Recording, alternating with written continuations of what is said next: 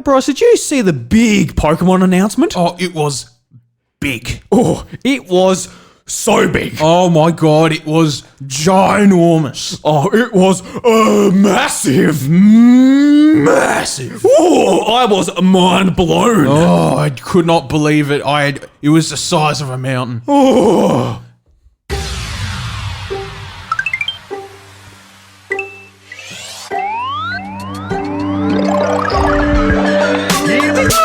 What's up, everybody? Welcome to the House of Mario, the South Australian Nintendo podcast that is backed by a 120 Power Star rating. I'm your host, Drew Agnew, and the doors to episode 147 are open. This week on the show, we're going to be talking about that huge Pokemon announcement, new Smash Bros. Character announced, and much more. And joining me to talk all about that is my regular co-host, the BLT, the man himself, Bryce DeWitt. Oh, hello, friend. How you going? You're very nice. Thanks, man. Yeah. So, been a big week for you, Bryce. You haven't been globetrotting, but you've had a bit of a media circuit, I hear. So I'm going straight into it. So, yeah, very exciting. Oh yeah. Tell us about it. Super exciting. Yeah. So I guess long story short, government's cutting back vaping in general, so you're not allowed to import nicotine and electronic cigarettes anymore, which anybody that knows me knows that that's my quitting method from cigarettes.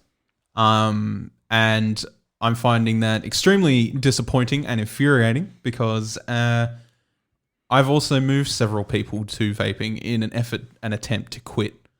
And for the most part, they've gone really well. But it's one of those things where if you take something away that quick, they're going to go back to the other method and it's just going to fuck everything for them. So unfortunately, it's sort of come to that. And I mean, everybody's been fighting it today in an attempt to get them to bring it back because, you know, as far as it goes, the Liberal Health Minister, who was the one that passed the law and gave nobody any time whatsoever, and is basically saying that in 7 days' time, 4,000 people are going to lose their jobs from vaping shops in Australia, and over 300,000 people who are using vaping as a quitting method are just not going to be able to do it anymore. So that's real upsetting. And I wanted to make my voice heard and made sure that I was actually participating in it because, again, I know several people now, especially since I put them onto it, who are using it as a quitting method. Mm. So I went and I'll open mine too while I'm at it. Yep. Have a drink while you talk. I'm getting thirsty just listening. I know, right? And it's sort of come to that point where it's like, well, you know, I really should put my opinion out there because at the current rate, nothing's going to get fixed. And if we don't speak up about it, it's definitely not going to get fixed because we're all pretty certain that it's more got to do with the cigarette tax than it does the actual health benefits because places in the UK, like actual hospitals in the UK, they have signs up promoting vaping and they actually sell vaping gear in hospitals as a method of treatment for smoking addiction. So you've been on the radio to sort of push your word out there. Well, yeah, so I called up to sort of put in my piece because the radio shows were taking just small comments to sort of rally up the people who care about this issue. And I did that. And then I got a call back and the guy that picked up the phone the first time, he spoke really quick. He's like, oh, what do you want to say? I'm like, all right. And then the second time he come back, he's like, do you mind talking for a couple minutes? I'm like, yeah, sure. Whatever.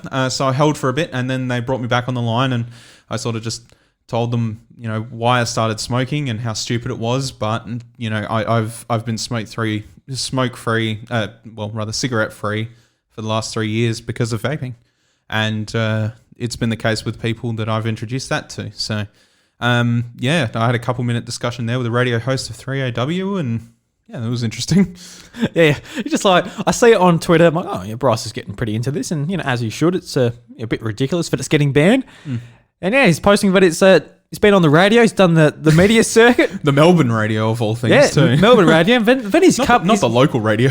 Now he's really doing the big time. He's come back to the House of Mario. Now he's pushing his message on his own podcast. He's a busy boy. I mean, you brought it up. I did bring it up. Yeah, exactly. So yeah, you can bite the bullet there. Yummy bullet. Gunpowder. Yeah. Oh. So yeah, it's been a pretty quiet week really. Just a lot of work and all that. I haven't been playing a lot of games unfortunately, so I don't have a whole lot to put there. I play a little bit of The Last of Us Part 2, but not really the show to talk about that. I haven't really played that much either. So yeah, fair enough. What about yourself? You been playing many video games and all that type of thing, or you just been going after politicians on on radio? No, I haven't really played that much this week, to be honest. Not what I can sort of. Oh, we're getting old, Bryce. Tell bring you up what. from memory. No, I don't think it's that. As so much as a couple things on Netflix, and I'm like, I really want to go catch up on that and do that. Yeah. Speaking of Netflix and wanting to watch stuff, last night I'm like, all right, I want to check out the new Pokemon anime. I'm keen to check it out. I type it in, it's not there. I'm like, what the hell? Yeah. So it's not here in Australia? No, I thought it was. no, because it's not. I don't even think it started being dubbed yet, has it? No, it's in America. It's a Netflix original in America. Came out June 12th over there. Oh yeah, well. So yeah, I'm a bit confused. Give it another couple weeks, I would imagine. Yeah, Unfortunately, I was a bit confused. So I ended up watching season 1. Yeah. A few episodes. I'm like, I've seen this like literally a million times. I watched the first couple episodes in Japanese dub. It's not bad. It's all right. But I haven't gone back to it yet, so I can't really gauge exactly how much I like it. But I like Sun and Moon because it was fun and campy. So Yeah. I don't know. It's the only thing Sun and Moon that I actually like. So.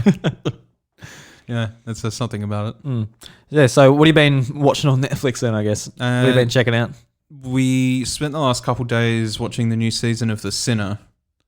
And it's basically just like a psychological cop show where like it unfolds one case throughout the entire season until you get the full story, featuring the dad from Casper as the main character. And Is that in the marketing material? no, but that's just how I remember that actor. He was the dad in Casper. And it's a really good show. But the only thing is that I didn't watch all the previous seasons because it's the type of thing that it came out during the times that was like, I was busy at work, or Jade was pregnant and watching it on her own, so we just didn't go back. I just didn't personally go back and watch it without her. Yeah. But now that I've watched that one season that's just come out, I'm like, I should really go back and watch the first season because I know that I only watched a bit of it. Yeah. And it's really good. Like, it keeps you on your toes thinking about things and what's going ahead, similar to, the same reason that I liked Death Note as a teenager, I suppose. It keeps you thinking. So, I suppose that's been my week anyway, is just sort of catching up on that and just chilling out. And I was going to breed some Pokemon, but I just haven't gotten to that yet. Yeah, I guess I have been playing Pokemon on and off. I've been taking my Switch to work just to play it like for the half an hour during lunch or whatever. And what I actually learnt during the week is that there's a guy at the Battle Tower. They introduced it during the latest update, but you can go there and if you talk to him, he actually reevaluates Pokemon from different regions. So Pokemon that you bring in from different games through Pokemon Home, you can actually get them checked out and valuated for competitive battle. Yeah, competitive battle. Yeah. So that actually got me really excited because like a lot of my shiny Pokemon and existing Pokemon that I would use for battle couldn't be used before this update. Now they can be used. So like stuff like my shiny Porygon and that, like I thought I would have to go and breed a new one. And I was kind of dreading it. I'm like, I really want a shiny Porygon because I finally introduced it back into the game. I don't want to have to. I'm not really in the mood for just hatching eggs at the moment.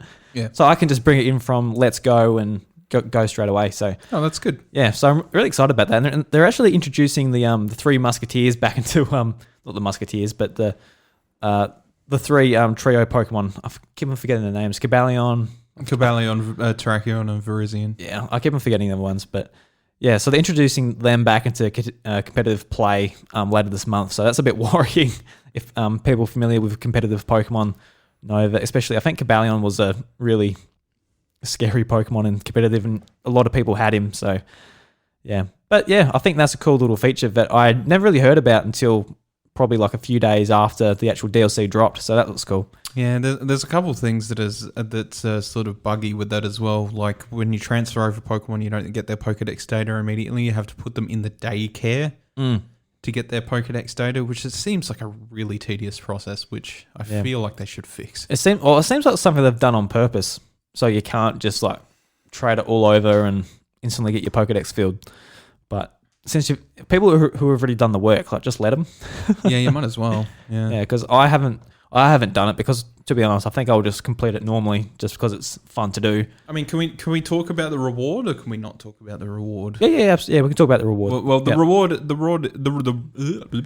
Talking's hard, Bryce. I know it's very hard. The reward is another charm. So like every other literal Pokedex related thing that's been in this game, it's another charm, and it's for marks, and marks are just the most meh. I really like marks. I think they're pretty cool. Yeah, but I mean, they're not like.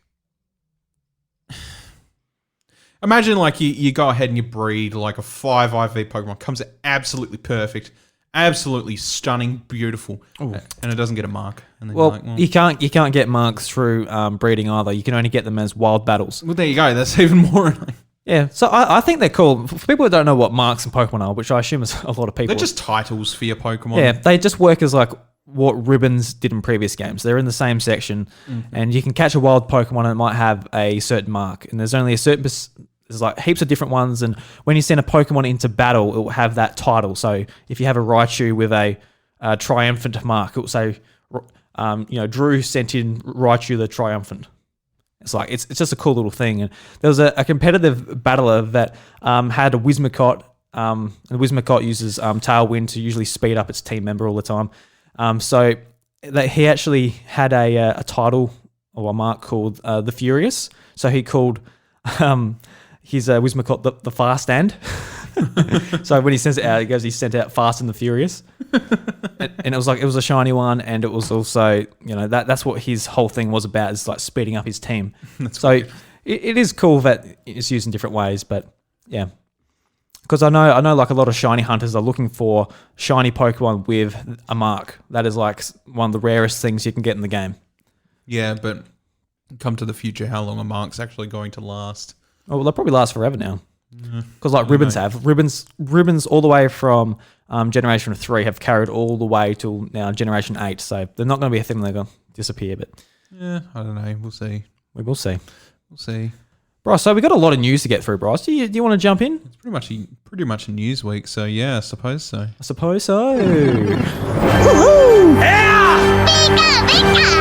Is that all? I fight my friends. So do I. My body is still. All right, Bryce. So the first one is a bit of a local news item for us here in South Australia. So this is from kotaku.com.au, and it's by Alex Walker. And the title is video. Oh, not video. The title is video. The title is South Australia introduces new rebate for video game development. And the article reads, South Australia's government will allow video game developers to apply for a 10% rebate on production expenditure for for taxpayer funded video game support in Australia. The rebate is an extension of South Australia's post-production digital and visual effects rebate, and comes not long after last year's introduction of an exclusive 300,000 innovation fund, exclusively for video games, AR, VR, and the music industries. That was only 12 months after South Australia invested $2 million into the scene, money which helped fund the Game Plus co-working space, which is a really cool space actually, if anyone's seen it. So what does today's announcement mean? According to South Australia's Film Corporation, studios can now apply for an additional 10% rebate on qualifying production expenditure on work done in South Australia. Quote, this is an incredible growth industry, and this rebate will not only help attract international games companies to South Australia, it will bolster the long-term growth of local players and their industries using the same technologies. South Australian Minister of Trade and Investment, David Ridgway, said. You lifted your head there like you're going to say something. The state's Minister for Innovation and Skills added the rebate would help existing studios pick up more contract work along with developing their own in-house IP. Quote, it will support entrepreneurs launch new game startups, all ultimately leading to more skills within South Australia's creative industries, said Minister Pinsonsky. More specifics about the SA rebate for games will be announced in the upcoming weeks. According to the SAFC, the corporation will be notifying successful applicants for the next round of innovation funding this Friday, with successful studios being able to take grants up to $25,000. So really good news for game developers in our home state of South Australia. And we seem to be sort of ahead of, I guess, the rest of the country in as far as some of these grants go. But Bryce, what do you think about some of this? I think I have to ask, and this is the thing that's been riding on my mind throughout you reading that entire thing. Does Hollow Knight have something to do with this? Yeah, like considering it gains so much, worldwide clout, I guess, and it really sort of piped up Adelaide as, the home of Team Cherry. Like, was that the spark that they needed to be like, we really should fund this industry? Yeah. As someone who, we live 4 hours away from Adelaide and we're not on the scene. So we are outsiders to all of this. But I think a lot of this stuff did spark up after Team Cherry's sort of success with their game. And they've got their own space in Adelaide now. And that was funded by the government to be able to give these studios places to actually work instead of just working out of their spare bedroom or something like that. Yeah. Somewhere to collaborate. And when we go to AvCon and meet up with a lot of the developers in the indie games room and talk about their games, it's really exciting what's happening in Adelaide. Oh, yeah. Yeah, they're really piping it up and, sort of making it more of a, I guess, attraction to Adelaide in that regard is, the indie game scene. Because it's always traditionally been Melbourne. Yeah, and Victoria is obviously the hub of the gaming industry in Australia for the most part. Yeah. A lot of stuff is moving from Sydney. There's still a lot of media outlets in Sydney, but as far as game development goes, it's pretty much there. But Adelaide's on the rise. It really is, yeah. And I mean, there's a lot of cool stuff that comes out of Adelaide. It's just none of it's really ever got as much clout as what Hollow Knight has, and that's for obvious reasons. I think Hollow Knight's obviously a very well crafted game. It came out around the time that people were looking for those, high skill ceiling roguelike, deaths matter type games. And it sort of just nailed it on the head for the time. I mean, they got really lucky because they were originally just a Wii U console exclusive, and a lot of people were sort of overlooking it Wii U, who cares? Not me, that's for sure, type of thing. Yeah. But the game did look absolutely phenomenal, and it got a lot of eyes at PAX and AvCon, and that's where I played it. It was there a couple of years in a row, maybe in 3 years. It was taking a long time to sort of come out. Yeah. And they waited long enough for the Switch to come out, and it launched pretty much at a Nintendo Direct, an E3 Nintendo Direct. So they got super lucky just with their marketing and their partnership with Nintendo being exclusive on the Switch, at least at launch, and all that. So I think a lot of that success is trickling down on the rest of the city. Yeah, which is exciting. Yeah, it's really good. I feel like Adelaide has a lot of potential. We obviously have friends there that are developers, and we know people who want to be in the industry there and want to work in the industry, sort of thing. And I feel like it's the type of thing that Adelaide could be known for, is that type of thing. Obviously, something that's also found a recent success was Goose Game in Melbourne. Yeah, which when you look at it, at the end of the day, you've got two big titans of games in Australia here that sold extremely well worldwide. Yeah, and I didn't really think about it until then, but that is another game that marketing-wise they lined up with Nintendo being a console exclusive at launch. Yeah, as well. Yeah, So Yeah. there might be something to that. Yeah, it could be. Yeah, Or might not be. I don't know. who knows? Who knows? But then it also hit Game Pass as well, and Yeah. gave it more access to everybody, and just in general, an Epic Store. Yeah, I'm getting on the PlayStation 4, which is huge install base. And Yeah. No, very big overall. So, I mean, good on Adelaide for pushing it. I think there's a lot of people, especially like in Adelaide in general. But I mean, we knew people who wanted to be there and work on video games and take the courses and do all that stuff. But Adelaide's it was such a tough place to sort of get into the industry because you're not right in the middle of it. yeah. When PAX comes around, everybody goes to Melbourne and all those developers and stuff. They usually go to the devs party and all that shit, and Yeah. they all sort of just which was paid entry last time we went. Mm. Yeah, we never actually went in. We just took Riley there. Yeah, I can't remember, to be honest. Oh yeah, I remember. Yeah. We went there. Said see you to Riley, and then we went up to Brendan's hotel room and played some scary fucking game. Don't remember that? No, PAX. Yeah. At PAX, Yeah. Sorry, I was thinking Avcon. Oh. No, PAX. Yeah. So it's really, really great for the city and people who want to develop games and that they're making it a lot easier and more welcoming to sort of get a project started. Yeah, with a 10% rebate.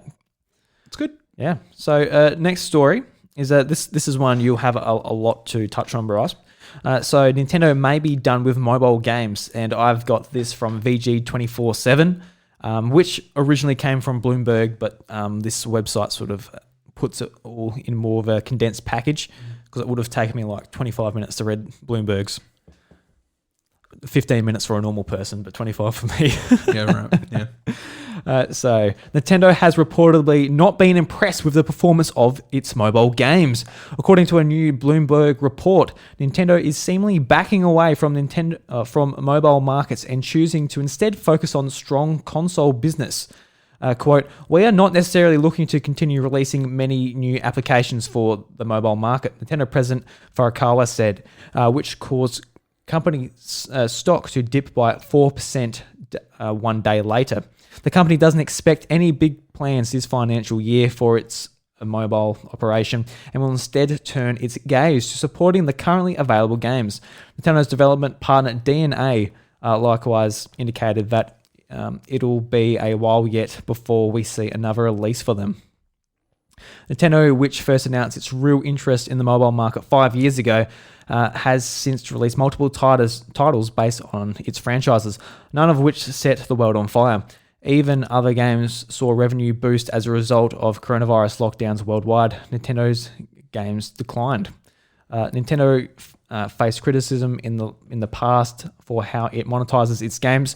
More recently, Mario Kart Tour, a free-to-play game, was ridiculed for having a $5 monthly subscription. According to Bloomberg's sources, Nintendo asked its development partners to ease up on requirements for players to spend money. There's also the fact Nintendo just hasn't landed a winning formula for its mobile. The company tried the free-to-start premium model with Super Mario Run before later switching to an entirely free-to-play Mario Kart. Neither have seemingly worked.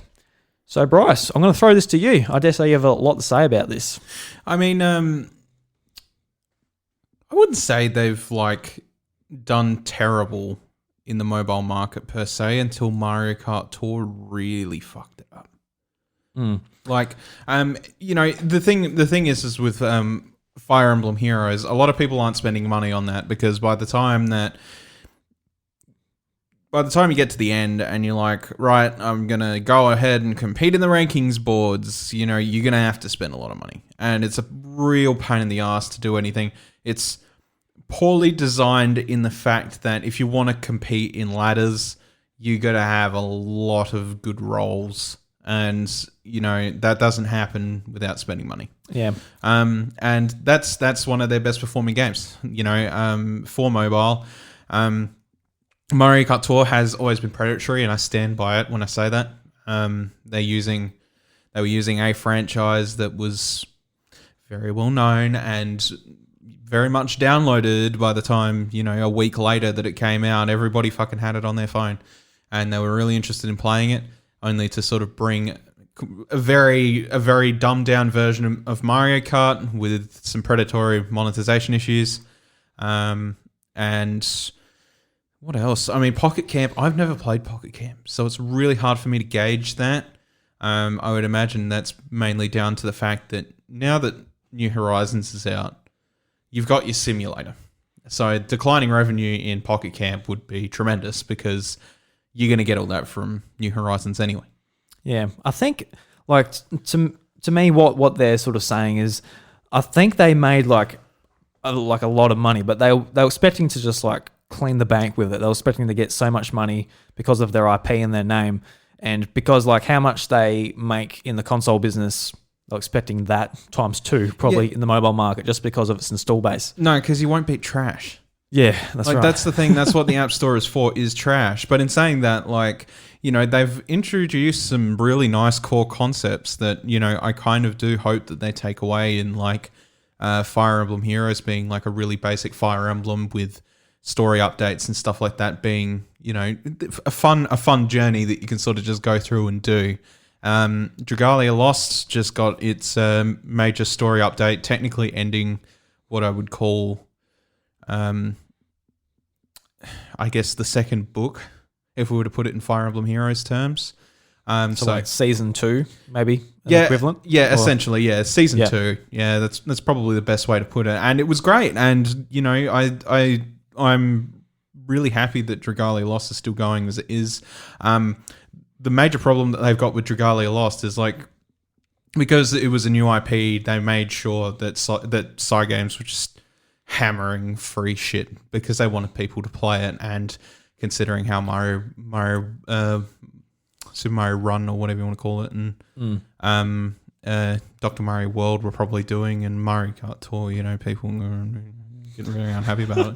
But Dragalia Lost is easily like the only thing that's really holding Dragalia Lost back is it fits a niche, but apart from that, it is the most well received out of the lot of them in terms of player base being happy. So I really do hope that they don't just chuck away that IP either, considering it was, you know, a mobile only IP. So if they're going to start backing out and not focusing on it so much, I don't really want them to get rid of that because, you know, the least thing they could do is they could take that away and start making actual games for that property, and it could be their new thing, I guess, for like a JRPG. Yeah, because Nintendo doesn't really have one outside of Mario, Paper Mario. Yeah, not really, not a JRPG. I guess they don't really have to. I guess they don't really need one because they rely on their third parties so much for that type of thing, which they seem to be an abundance on, especially on Switch. I know, but an in-house JRPG thing could be really cool. Yeah, you know, and that's why they published Octopath Traveler and that as well. Yeah, exactly. Yeah. So yeah, like it'd be cool to have an in-house Nintendo JRPG and like, you know, have something like that. And Cygames has done the game justice. Like Cygames is known very, very much for a reason in Japan. They're a very good developer. And you know, Nintendo owns part way in that. Cygames have just put it out a PS4 game for Granblue, which was a fighting game, 2D fighting game. Okay. Yep. So you know they're sort of like making their push towards the console as well, and not just the mobile market, and doing unique things. So it would be cool to see Dragalia sort of move on from that as well. I think they can make a ridiculous amount of money, but I think what they're not really measuring up and really putting together is Mario Kart Tour should have made them stupid bank. But the fact that they locked 150cc or 200cc behind the pass, and then you've also got Gacha on top of it. You don't want to play 250. You don't want to play 200cc with that game, especially. No, that's that'd be a nightmare. Yeah, and then the Gacha stuff, and just like that's trash. Stuff like it's just irritating, and the fact that it is technically pay to win because different races get different buffs on certain tracks. So if you don't have the full roster, like Schmo Joe over there, who's wailed for his Rosalina and got everything else in the process, they win. Yeah. What they proved is the bigger of the IP, the more confident they are to nickel and dime you. Yeah. And it was a real shame because when they first started back in 2016, they came at the Apple event when they first revealed the iPhone 7. Miyamoto came on stage like, this is a Miyamoto developed game, and this is a one payment game. It's only $10. You get the whole game. We're not going to nickel and dime you. It's a full Mario game. You can play it for hours. It's got replay value. They set themselves up as like a premium developer for mobile. And when I saw that, like Nintendo's like taking mobile seriously, I'm like, this might be the push to get me to actually like enjoy mobile gaming. I'm not getting nickel and dime. We've got a quality experience and whatever. I never ended up buying Mario Run, and thinking back on that, not that my $10 or $15 Australian would have mattered, but I wish I did. Yeah. Because looking back, I'm like, I should have supported that. I didn't support it at the time because I need service to play it, and on the farm, when I would have wanted to play it, it was impossible. I couldn't play it, so I didn't end up buying it. But from there, they sort of said, they sort of got scared, and they just looked down at the App Store and said, all right, it's free to play, it's a gacha, it's they just went to what the other companies are doing. Yeah, the same monetization shit. And I think Dragalia Loss has been the least amount of nickel and diming they've done. Because like if they're relying on their IP to sort of get people in the door and spend all this money, if they can't get me or like you for every game, or like people listening to this podcast to go to their phone and spend money on their games, they're not going to get anyone else either. There's too many other options. Yeah. So they got to start with us. It's full of trashware. Yeah. I mean, look how Angry Birds took off. Angry Birds was $2. And the reason Angry Birds was $2 is because it followed the same method. But at the same time, it's just like, it's not like nobody had ever played a runner game before, an auto-scrolling runner. And this one was Mario themed, and it had a demo, so people got a taste of it before they even went into it. And they decided by like the first 3 levels that night, it's okay. It wasn't like Angry Birds, where it was just like with Angry Birds when that came out, that was like $2. People had to pay that to get the experience. Then people were like, oh, dude, you should really check out Angry Birds. And it didn't matter who the fuck it was. They paid the $2, they got it. And then there was a bunch of people just like, oh, fuck this game. You know, I mean, Angry Birds was a great game back in the day. Yeah. It was, but my point is that they still spent the $2. Yeah. And they tried really hard to not lead people on with Mario Run and be like, here's a demo, you can try it and then you can buy it. But at the same time, that's not what gets sales on the App Store.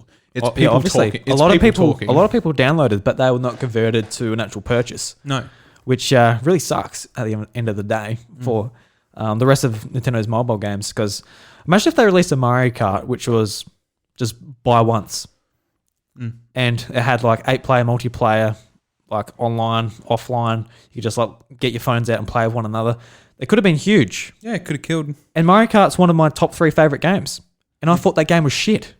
Yeah, so that's just dead in the water. How it is. Yeah. Unfortunately, like I know, like some people got a bit of fun out of it, but like not for long. No one in our Discord or anyone's still playing it, as far as I know. And it's predatory. So, you know, it uses the face of big IP to push forward, but we will talk about that a bit later anyway. Yes, we will. Yes, we will, actually. So next up, Bryce, Apex Legends is coming to Nintendo Switch this fall. This was announced at EA Players live stream. And to be honest, I never knew it was on until it was over. Yeah, same. And just on a real quick conversation, this is sort of the problem without E3 this year. I know EA isn't technically at E3 a lot of the time. They come out with the news at the same time. Yeah. That's the whole point of it, yeah. Because like I would say, all right, I'm waking up at 5:30 to watch EA, even though I'm like, it's going to be pretty bad, but I just want to watch it because it's E3 and it's usually the first thing. Yeah. But without that schedule, I just don't tune into it. That's right. But regardless, Apex Legends, Bryce, what do you think? What do you think about this on Switch? Cool, but I don't know how the fuck it's going to run. So it'll be interesting to see how it runs. And you know, Fortnite already runs at 30 locked. Yeah. This will probably be like 15 locked, and knowing EA, they're going to be like, it's not being downloaded. I guess we'll just stop supporting the Switch. No, kick my little rattle on the floor, EA. Fucking EA. All right, speaking of EA, Bryce, we'll move on from that, I guess. EA is bringing 7 games to Nintendo Switch over the next 12 months. So there's Apex Legends, there's FIFA 21. Nobody picked up my new FIFA Legacy Edition. There's Lost in Random, which is the new EA Originals game, and there's Burnout Paradise Remastered. So that's a fucking rip-off. yeah, no, don't get me started on that. That makes me sad because I like that game. So we've got 3 more games in the next 12 months. Yeah. And I think what the rumor is, it's a Need for Speed Hot Pursuit, which came out in 2010, which I think that was an okay game. Hot Pursuit. What was it? There's a Garden Warfare. That was another one, and I've forgotten the other one off the top of my head. I remember reading it somewhere, but they're just rumors, so I didn't actually go and like pick them up. But so yeah, EA is saying they're going to support Switch a bit more. So I guess good on them. Really, I don't really give a shit. No, to be honest, because usually whenever they bring out games for the Switch, they're half cut and left out to hang off a fucking clothesline. They're just like, they walk into a board meeting and it's like, right, we need to support the Switch to get ourselves more money. What do we do, Jim? It's like, well, we can't really expend the manpower on our next Battlefront 2 update that has 700 loot box requirements. So what we're going to do is we're just literally going to cut out half the game. You're a fucking genius, Jim. Let's get on it. And then that's what happens at EA headquarters. Yeah. Yeah. Well, again, FIFA. We've already talked about it a million times. That's what it's they a do. Legacy Edition. Switch is getting old, Bryce. It's in its 3rd year. It's getting old. Fucking hell. It's only sold 55 million units in 3 years. But fuck it, just it's old. It's old. It's getting old. Fucking old console. It's getting old. Yeah. Burnout Paradise. I heard that was coming to Switch. I'm like, oh, fantastic. Yeah, me too. Because I'm like, fuck, I miss Burnout. Remember when Burnout games were a thing? That was so good. Yeah. I was just like, well, I assume it's going to be 30, and I'll be absolutely stoked if it's 20. Comes out at $70. Okay, maybe not. No thanks, EA. Yeah. $70. Yeah. And $10 cheaper than Mario Odyssey it's a fucking good game. or any Nintendo game. It's a fucking good game. It's not for a fucking good game for $70 when that fucking game's been released on everything. Like literally everything. For the last 3 generations or some bullshit. Yeah. So as far as EA games, I'm looking forward to that Star Wars game coming out later this year with VR support. I reckon that'll be pretty cool. But as far as their Switch support, I mean, bit late, guys. Yeah. Bit late. Yeah. Okay, moving on to something we actually give a shit about, Bryce. So a new character was finally shown in Super Smash Bros. Yes. Smash Bros. Ultimate. So Min Min from ARMS is coming.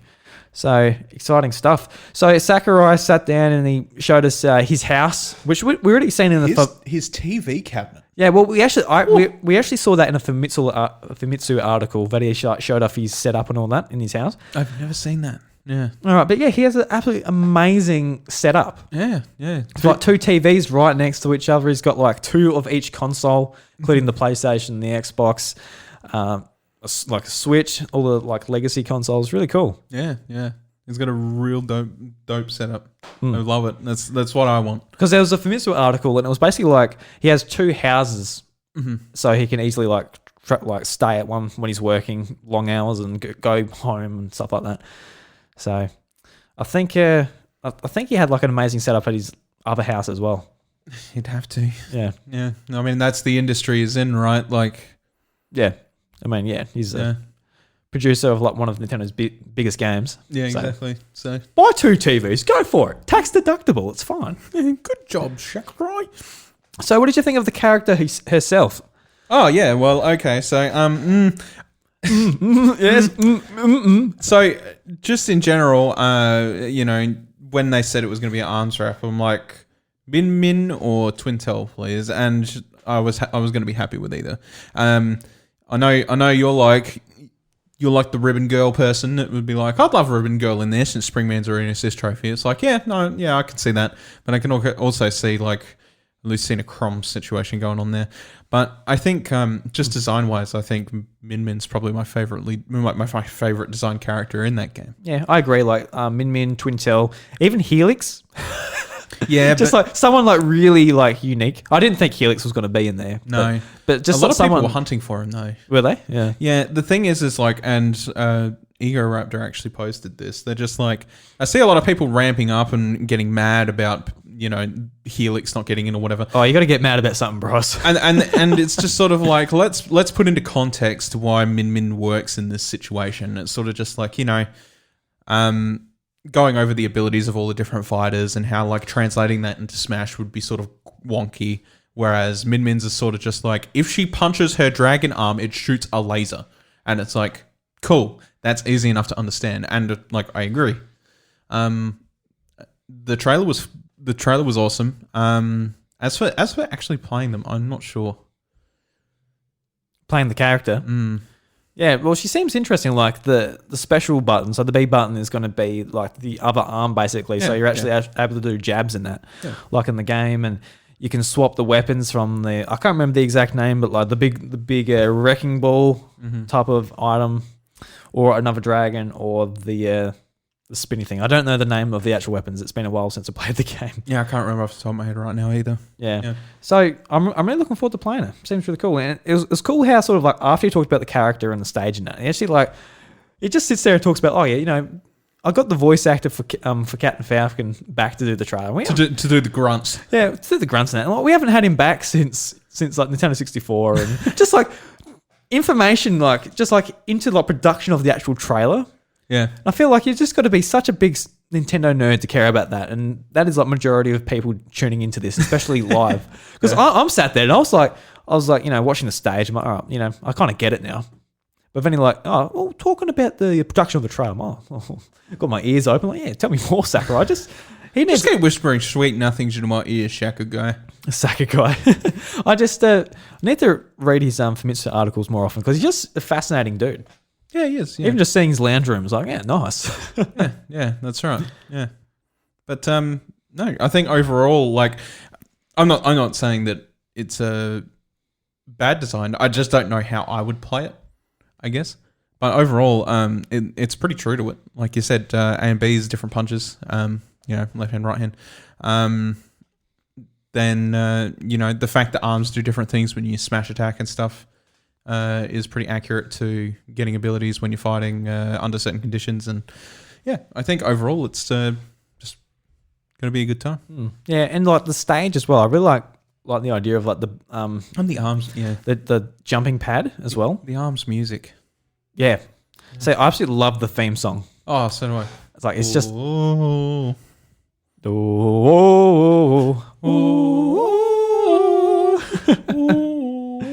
Yeah, no, arms music's great. Yeah, so I'm glad to say 18 tracks. Yeah, it's gonna be a great little package. So it comes out on June 29th. So yeah, keen. Yeah, end of next week sometime. Don't know exactly what day. What day is it today? While recording this, 24th, I think.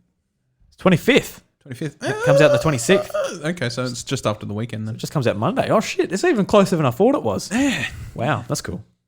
And as usual, we usually forget about the Mii costumes, but the last few updates, we've actually gotten some like quite surprising updates. So we've got Ninjara from ARMS, we've got Haiichi from the Tekken series, we've got Callie and Mari from the Splatoon, and just out of nowhere, we've got Vault Boy from the Fallout series. Yeah. So when I saw Vault Boy, I'm like, okay, it's pretty cool though. You notice that a lot of these characters that do end up in these Mii costumes are characters that people typically request, but Sakurai's like, yeah, that shit ain't gonna work. I'm not gonna do that. But we'll put it in as a Mii costume so it's represented. Yeah, to be honest though, like I think for example, like Vault Boy, he works perfectly fine as just a Mii costume. How it works, like he looks exactly how you'd want him to look. Absolutely, and his move set is just fine. He shoots pretty a much gun. what you would expect. Yeah, shoots a gun and he slides and he just does some basic stuff. That's right. Yeah. Yeah. So I think it's pretty much on the nail. Yeah. So it's exactly what it needs to be. Yeah, for sure. And I definitely do prefer that use of the Miis than dressing them up with like dumb hats and stuff like you would when you're like just playing Wii bowling or something. Yeah. With big eyebrows on them, like, yeah, they're playing Smash now. That's hilarious. You'll buy Sans from Undertale every game and have Megalovania in the background of 90% of stages. So you can always be. They don't. Yeah, because with those last two, with with those last two, do you know if we're getting music from Fallout? He didn't say it, so I don't think we'd. I don't think so. No. Yeah, so that could have been. They usually make a interesting. big deal of They it do, if yeah. they're going to make a package of it. So like the Sands and the Cuphead one, they made big deals of it. So I think, that's probably the case. And it's more of just like, hey, do you mind if we put a me costume of your character in the game? They're like, go for it, mate. And then you're like, sweet, here's some revenue. And I think that's about as far as it goes for most things. But then like you'll get that odd interaction with Sands or Cuphead or whatever it may be. And they're sort of just like, you can shove in a little bit more for a bit of promotion material in Smash, And I mean, like, Toby Fox has been living and working in Japan and doing stuff he did that song for Sword and Shield and stuff. And, he's been to Sakurai's house and played video games with Sakurai and On the second TV. and just stuff like that. So, like, I think that, it does mainly just come down to whether they can sort of strike up a personal deal, whether anything gets special treatment. Yeah. So I was good overall. I was quite happy with it. Yeah. Yeah. Absolutely. Yeah. I'm very keen, and I'll give more of my thoughts after I've actually played. I think. Yeah. Yeah. So we'll talk about that next week, I dare say, when we do another episode. For sure. So now we're moving on to the last story, Bryce. So this is the huge Pokemon announcement. So big. So this was teased over the week, basically. The last Pokemon Presents, they said we've got a big announcement next week. And, when I heard that, I'm like, ooh, big announcement from Pokemon. Could be like a nice little spin-off series. Could be anything. And Could be something nice. a lot of people said, oh, there's a lot of Johto Pokemon in the background. It might be a Let's Go game. And over the week, it sort of like got cemented in my head. I'm like, you know what? With the DLC, maybe they are trying to double dip. So like that's why the DLC is out, because they want to release a Let's Go game DLC as well. They can have get 10 million plus profits with a Let's Go game and get the money from the DLC as well. I'm like, that could be an idea. That could be it. And I sort of like half believe that, but I'm like very optimistic as well. But maybe it's just a mobile game or something like that. And it wasn't until a few hours before the actual live presentation, I was watching A Drive on Twitch, and he said that what's their name? TIMI, the company that's making this new game, has actually started following a lot of Pokemon content creators and all of that. So it was then I was like, all right, this isn't going to be from Game Freak or something we're necessarily going to care about. This is going to be from Tencent, and it's going to be whatever. So then the live stream started, and Pokemon Unite was the big news. So I'm going to read a bit of a summary from Vooks.net. Yeah, guys, the big news wasn't Pokemon Snap. No. No. So we'll talk about what the actual game it is, what the game is itself, sort of the hype around it, and we'll sort of break it down like that. So Pokemon promised something big, and we got it last night. The Pokémon Company last night announced Pokémon Unite. It's an online multiplayer strategic team-based battle game. A MOBA. The game is coming to the Nintendo Switch and mobile devices and will support cross-play and will be free to start.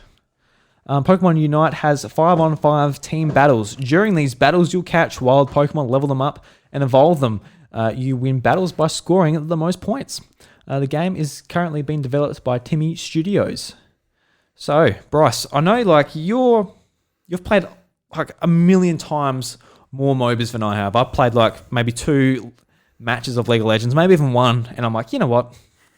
Kind of like shrugged it off. I'm like, I don't need this. Like 10,000 matches of MOBAs. Yeah, so you're like, you know what a MOBA is. I sort of look at it and go, not really for me. So, but looking at this game when they first shown it off, like they're going through like all the Pokemon stuff, getting that nostalgic feel, because Nintendo know the Pokemon Company, they've got us by the balls purely by nostalgia. Yeah, they're like, that's Generation 1. Yeah, and they're showing a lot of the Pokemon trading card game. I'm like, oh, maybe they're doing like a new Pokemon trading card game for like Switch. I'm like, wouldn't that be awesome? It's like imagine like a Pokemon trading card game which is crossed with like Switch and mobiles, cross play and all that. That would be an exciting announcement and something I wouldn't necessarily think about.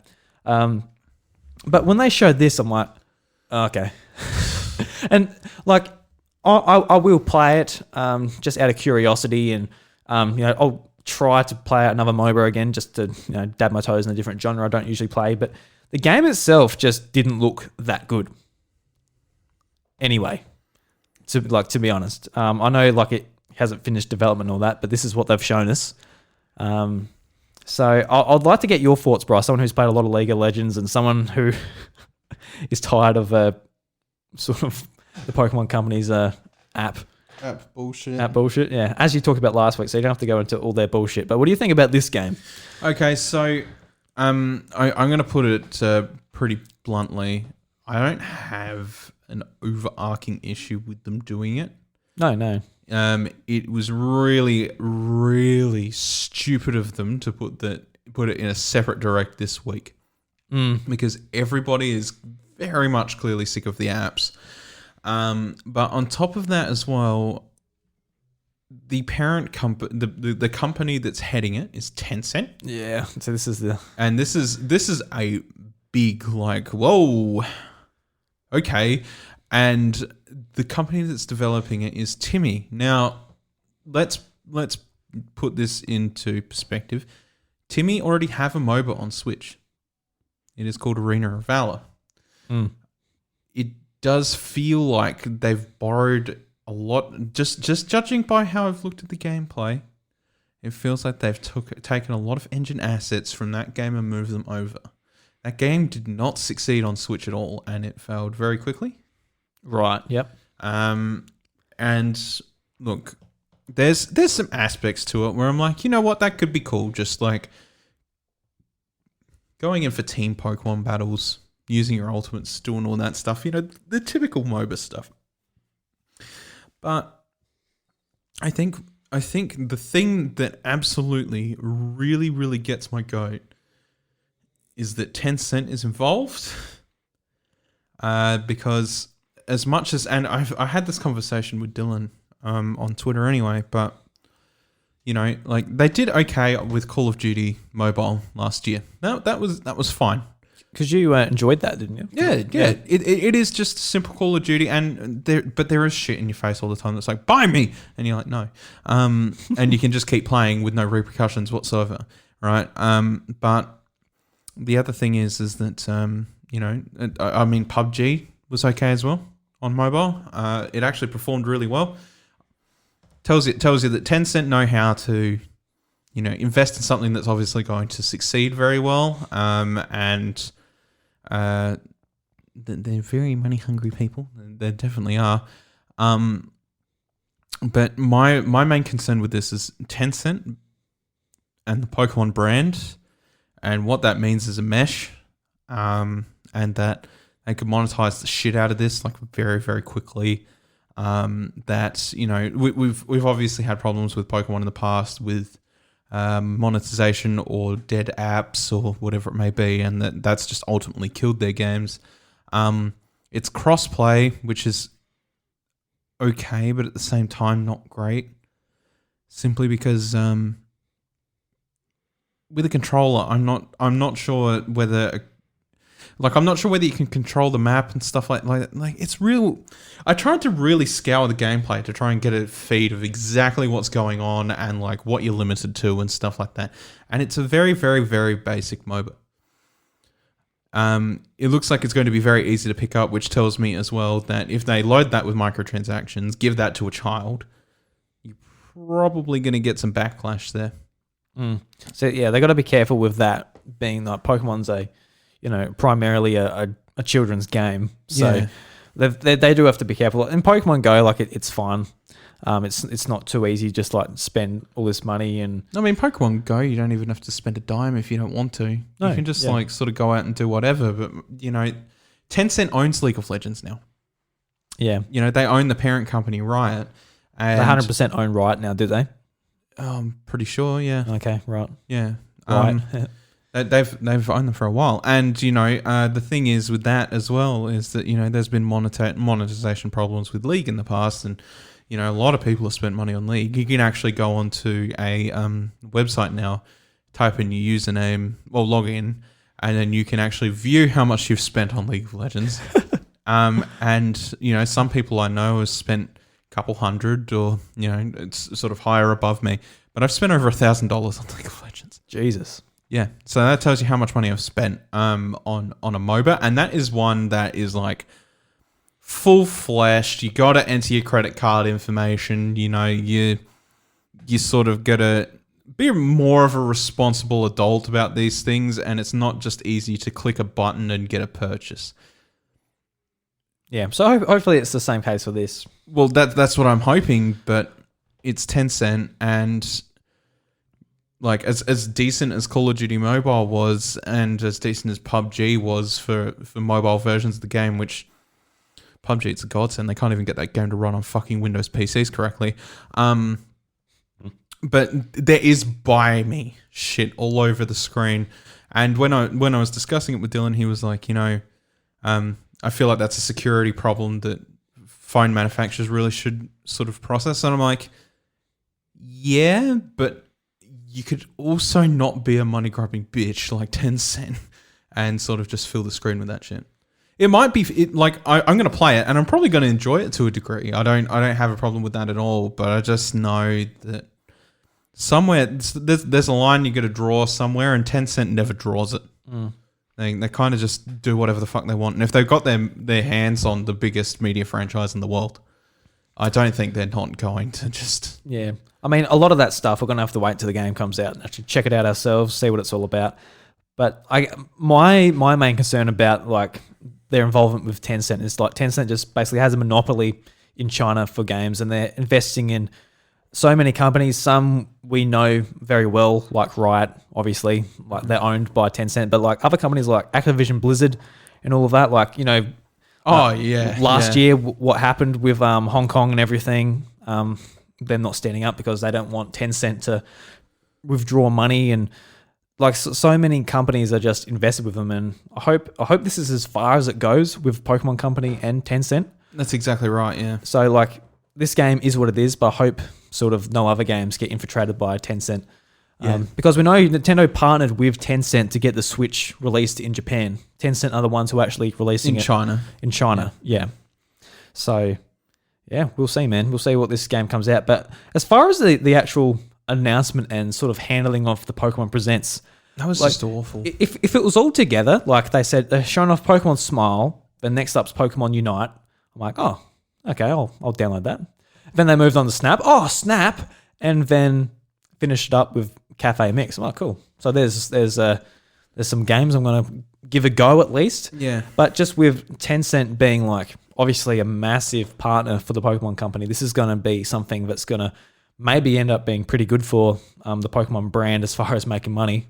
I dare say they didn't want it, because it would have been overshadowed by Pokemon Snap, just by hardcore gamers. People have looked at this and go, okay, whatever. Yeah, so put Snap in in the other direct. Like that's, I think that's the biggest problem, is that Snap was overshadowed so hard, and that's why a lot of people are just pissed off, because they were promised that it was going to be something big, and we got pretty much exactly what we got last week, which was more app trash. Yeah, I mean it is a big announcement for them.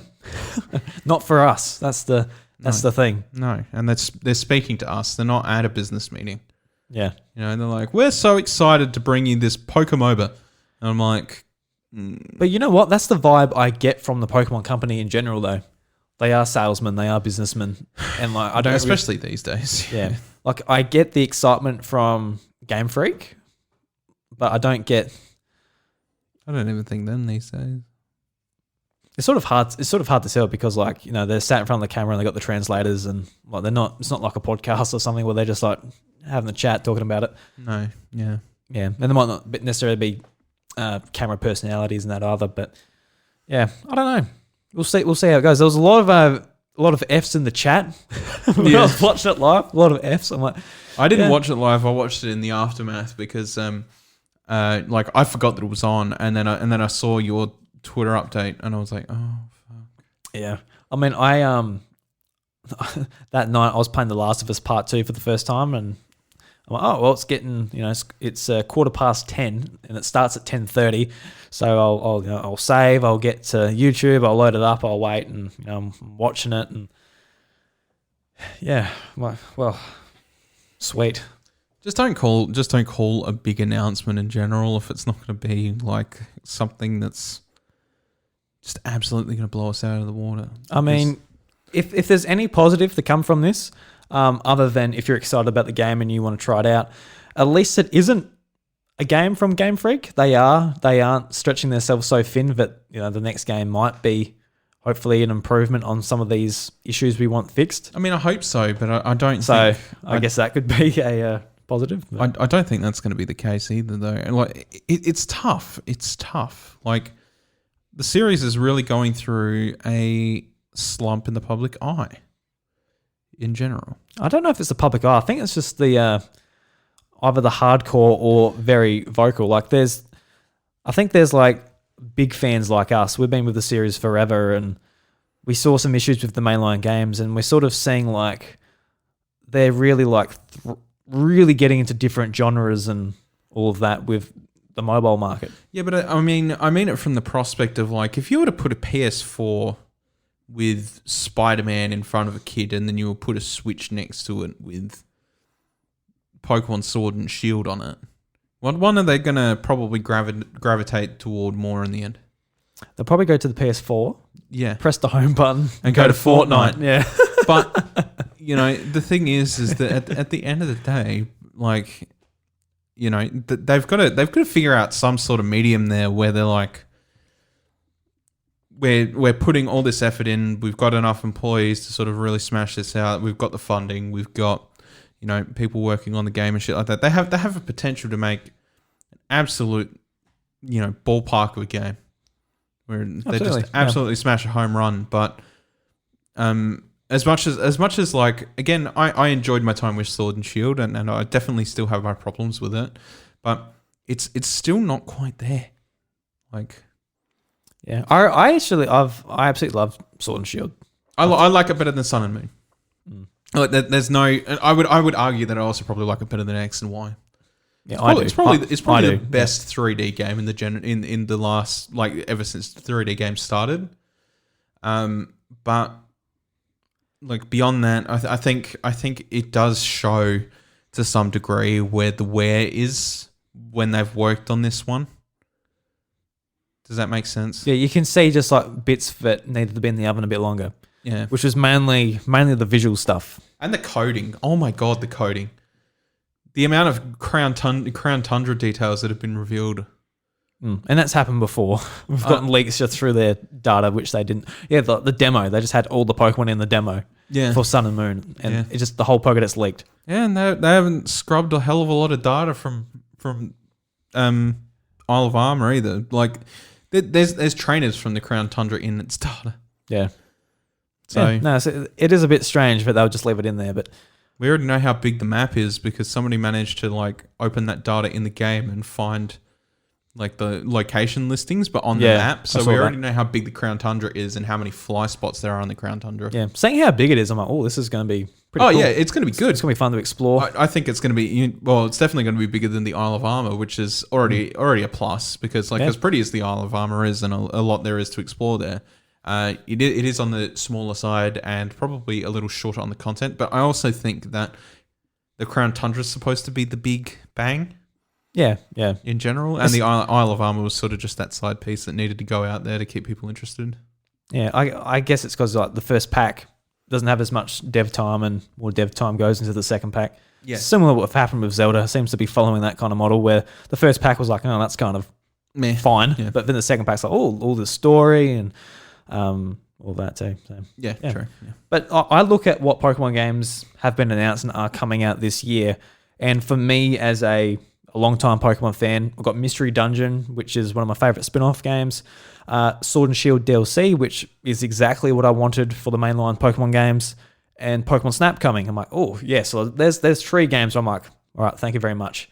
And whilst the other stuff might not be for me, like this new MOBA, Pokemon Smile, but that might be another game that gets someone into the series, someone who just likes playing MOBAs, likes playing League of Legends, and maybe does dabble in some other MOBAs. They might download this and get invested in some of the characters and jump into one of the Pokemon games. I just think all in all, like the problem with the whole thing in general was they talked about 2 apps that are already established, and then they talked about 3 new apps.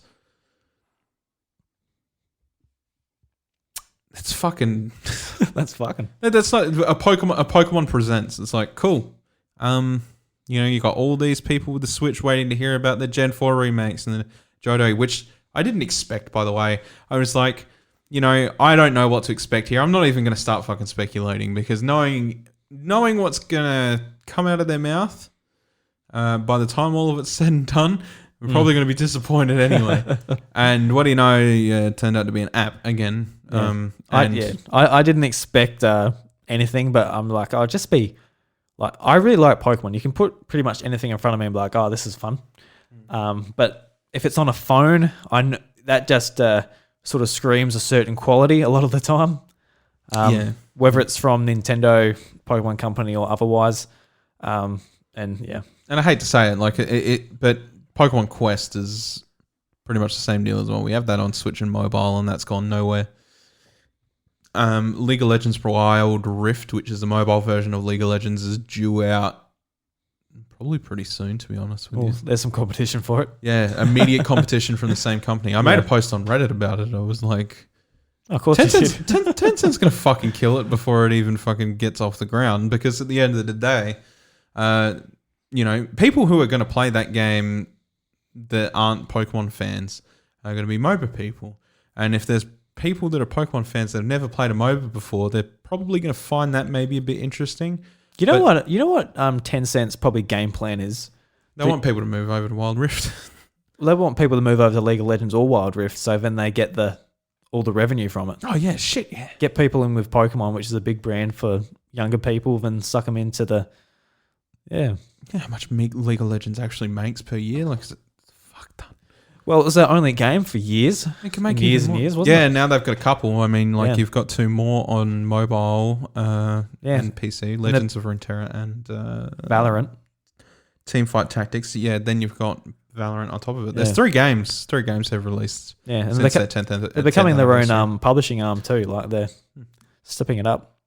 Which is good. There's a lot of good ideas there, and I feel like League of Legends is a very diverse world with lots of lore and stuff like that needs to be established. But the biggest MOBA financially on PC is going to be on mobile soon too. Anyway, so it's sort of like the people that do play League of Legends and decide, I want to play a MOBA on mobile. And they're like, I'll play this Pokemon game, but they're not going to get the same experience that you get out of League of Legends, which is like a high skill cap. It's going to be a pretty basic thing to keep the kiddies in. Yeah, and that's fine for Pokemon. Yeah, but yeah. At the end of the day, a lot of kids are playing Fortnite on their phone, so yeah, which Tencent already has a part of as well. China. Yeah. So, Bryce, day one, are you downloading it? Oh, I'll download it and play it, but I don't think it's going to keep my interest very long, unfortunately. I was scrubbing it for about 20 minutes. Post the fact. I didn't watch it live. I watched it afterwards and I scrubbed it and I was like, right, how is this game going to be played to the point where you succeed and actually win? And I noticed they had a double points time in there. And then couldn't you just farm points all game and then just go cap 1 point on the double point? And then I feel like they've got a lot of kinks to work out with it and things that don't really translate very well into MOBA style, because it's very much countdown till the end of the game. That's it. The concepts it has are unique, but whether people actually be into the score highest to win system will be very, very...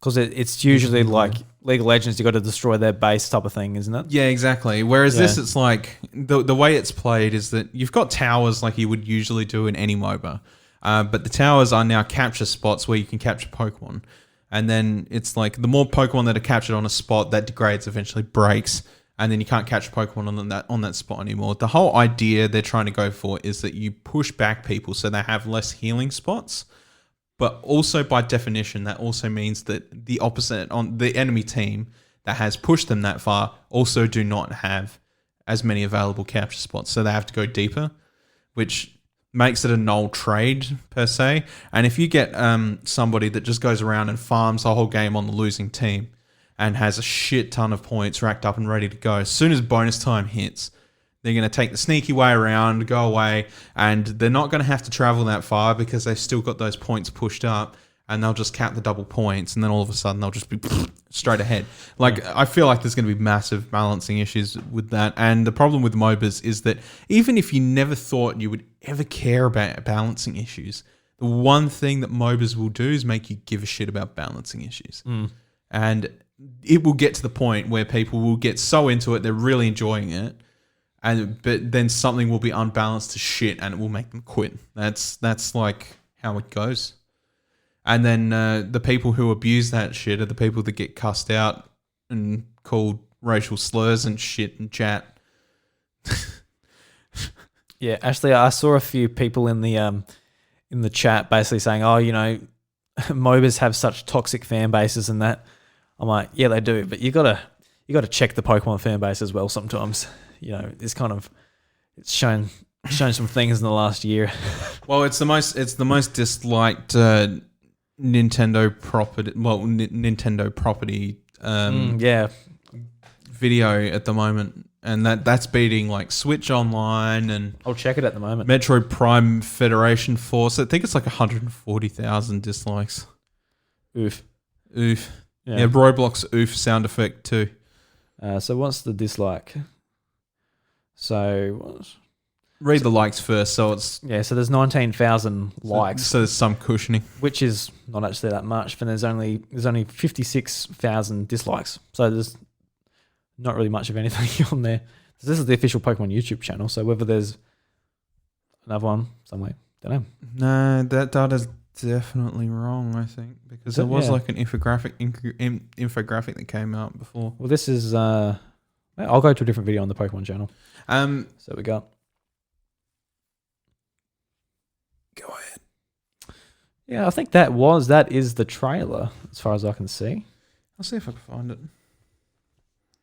Yeah, and what that is, unless there's the actual presents itself. We'll go to that. So that's got 2. All right, so yeah, this is what we're looking for, Bryce. So we've got 77,000 upvotes. Then we got 172 downvotes. And the video itself's had 2.4 million views. Is that not drastic enough for you? No, it's pretty drastic. Sorry, phone's going off. Mr. Popularity.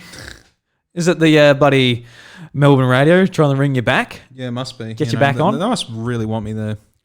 I think... God, I had it in my head. Now I've lost it. Dig deep, my friend. Dig deep in that big head of yours. Dig deep. Keep talking for a second. I'll remember. All right. So Bryce is digging deep in his big head there. He's really got a good point there, but he's just so furious. He's infuriated he cannot get his point. Something about Pokemon Unite. Maybe something about the fact that it was downvoted so much. Maybe... I don't know what it was. He's really thinking about it. He's come back to the microphone, ladies and gentlemen. What's he got to say? Has he found it? No, I haven't. Oh, come on. You let us all down. We really... Just chill out. Thanks after all that. Now I remember. The other problem is servers. Yes. Servers. So where's this going to start? How much is actually going to be available in terms of like actual he's lost data centers, I guess is what we would call them. Because as we know, peer-to-peer playing usually doesn't work for these type of games. Everybody needs to have the same fair trade level of, whatever. So, and because mobile networks are mobile networks, they're not very great at holding connection for very long, especially if it's from mobile to signal tower to mobile phone. Or you might be using your Switch, which is 2 meters away from the router, and it's still only got 2 bars. Exactly. Yeah. What does that mean for it if they've only got a server in China and the US and maybe Europe, for us people who clearly very much will not get the same experience as everybody else is getting, and it's laggy and crap, and there's a lot of things that are going to be questioned. What are you looking at? You got a mouse down there, mate. No, I was worried. I saw I saw a tripod down there. And I thought it was the one that was attached to my camera. I'm like, oh fuck, that fall down there, but it didn't. It's all right. Oh, well, good then. Yeah. So I think we talked enough about it.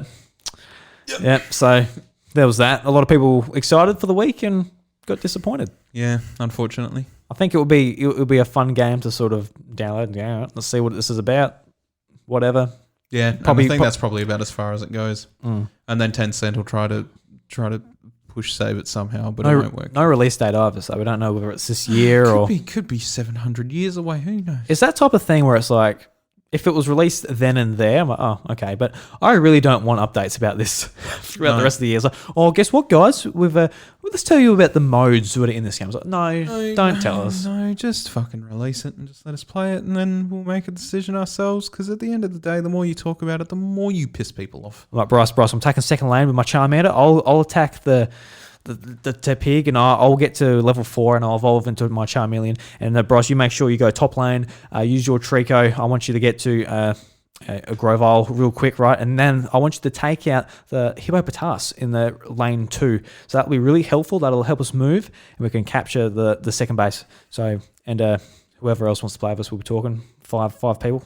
It'll be pretty intense, I reckon. We'll be right into it. We'll be streaming this on Twitch. We'll be right into it. And people will bring this up and like, boys, you poo-pooed this so much. Now you're big professional Pokemon United. We're united as one. We've got 5 people. We're going at it, ladies and gentlemen. We're actually going. Oh, it's gonna be sick. I can't wait for it. I've hyped myself up for it. I'm MOBA fan number 1 now, ladies and gentlemen. Can't wait to see your job change on Facebook to esports coach. Yeah, I'll be coaching you, Bryce. Bryce, I know you've played League of Legends for years, but I've played it for like 2 hours, and I'm pro. I'm professional. I've got my Squirtle as a Blastoise in like the first 2 minutes. You cannot touch me. I know you've got the type advantage as a Trico, but I will smash it down. I've got Ice Beam. Watch out for my Unite move. Whew. Fucking hell. Ladies and gentlemen, thank you very much for listening to the House of Mario episode 100. And what are we up to? 147. Yes. If you'd like to follow me on Twitter, you can follow me at iDruby. You can follow the show at the House of Mario, and you can follow Bryce at IV Revan. And in episode 150, we're planning on doing a live show on twitch.com/iDruby. And yes, tell us more. Yes, so we don't have a time or anything yet, but we are just letting you know that will be happening. You can basically, if you catch us live, you'll be able to call into the show, be like a bit of a talk show type thing. And if no one actually shows up, we'll just do a normal episode, probably live on Twitch for no one to watch. Yeah, that's right. Yeah, sure, yeah. It happens. Yeah, it does. So we'll give you more information as we sort of figure it out as the weeks go on. Still got a couple of weeks. Yeah, we've got a few weeks to go. Yeah. So yeah, Bryce, this week's well, before we get into that, also a Discord invite in the show notes below. But this week, Bryce, I found a interesting song on Spotify called Waluigi Smash Part 2.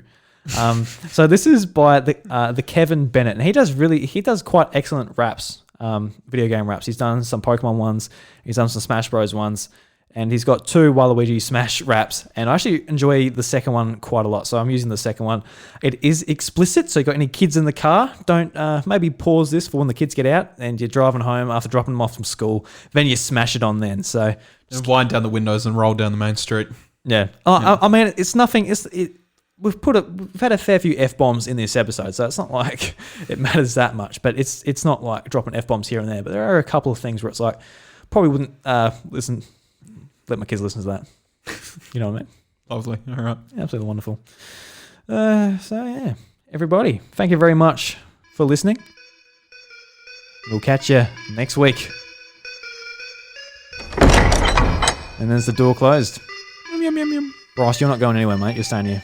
See, I've been pummeling puny players with punches of purple. I'm a violent villain who is vile and vulgar. Gloating in all of my greatness in this game, I'm a guru. While I'm distracted by my ego, they be forming a circle. I should've known better. Blindsided by Zelda, tried to sort her out, but then I got a sword to the temple. Every version of Link tried to hurt me permanently. Then a mob of these damn animations started merging the team. Getting bombarded with crowbars, barbells, and arm bars. Pokemon trainer wanted me to get burned, so we chose that Charizard. Ours charred and all scarred by Mega Man. I channeled in on my vengeance and said, let's go again. Jigglypuff, thinking he's tough, put him to sleep with a kick in the gut. Little Mac was my punching bag, drew Kirby up like bubblegum. Made the weed train to do push-ups. Me brother got shook up. Duck Hunt got duck hunted, they didn't duck and got cooked up. Me out, but I press it right in. Got nothing to lose, so I might as well win. Bitch, I'm out of weedy every day and every night. You know I'm never playing when I'm out here yelling wild. Yo, what's your deal with one of these? Yo, what's your deal with? Yo, what's your deal with one? Yo, what's your deal with one of these? Yo, what's your deal with? Yo, what's your deal with one of these? Bitch, I'm warming up like a preheating oven, cause I've been beating on these tunes like I'm good at percussion. There's repercussions if you coming at the boy, no discussion. Yo, she been lobbing all these eggs, but they get cooked by the dozen. That's over easy. Shokin, she got me slashed. Then I took out my racket, quickly took care of that. Sonic, I couldn't catch, that rodent was fucking fast. Wolf was showing them fangs, I punted him in his patch. Joker let out a laugh, whacked him right in his mask. Fox, you were not a star, get the gun away from my cap. Trigger was pulling back, I snatched it right out his hands. Left fire on Rosalina and Luma and Lucas' ass. Bayonetta would blast me, pistol with me with gas. Greninja try to wash me out and sink the shit with a splash. Diddy went fucking ape and battered me with bananas. Simon and Richter stuck me, thought I was Nosferatu. Don't let my lanky looking figure deceive you, I got that muscle mass. I made a shake out of Pichu protein, 100 grams. With those electrolytes, I'm buzzing up, so now who's next to fight? I'm fully charged, so you can step up, Ike. Yeah, we collided in epic fashion, the heavens clashing. His Ragnar was no match for my Herculean racket. Oh, Lamar saw me pick every single one of his Pikmin, and then he got his space helmet kicked in. King of the crocodiles, you rule no land. Better go and hide, I'll turn your ass to a leather bag. Telekinetic grasp on my throat with no oxygen. Education comes in handy. Been studying boxing and uppercutting Mewtwo. His vision was too true. Palutena was total, their temple got terminated. I'm cuckoo. Falco Lombardi hit Phantasm, my back spasm. I'm worried that I'm going to lose. Cloud at me looking at a sky of gray. If he put that finishing touch on me, I'ma die today. Roy pulled out the fire blade with a smile on his face. Told me that it's in here, recommended I should pray. Peach and Daisy put the icing on the cake. Pikachu's about to fry me like a fish fillet. Martha loosen up, we're ready to take my life away. Inkling, ready to splatter shot my fucking brain. Then I heard her hold up, wait. It was crime walking to me, said he wanna do the honors, I won't see another day.